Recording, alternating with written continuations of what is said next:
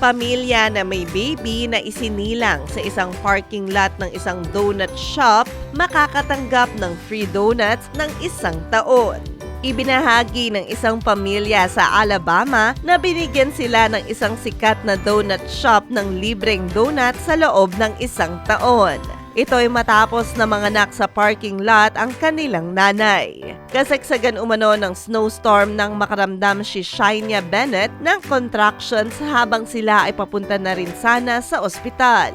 Pero naramdaman ni Shania na hindi na sila aabot ng ospital kaya napilitan silang huminto muna sa parking lot ng isang donut shop na nakasarado noong panahon na yon dahil sa sama ng panahon. Doon ay nanganak si Shania at dumating naman ang mga emergency responders para dalhin siya at ang kanyang anak sa isang ospital.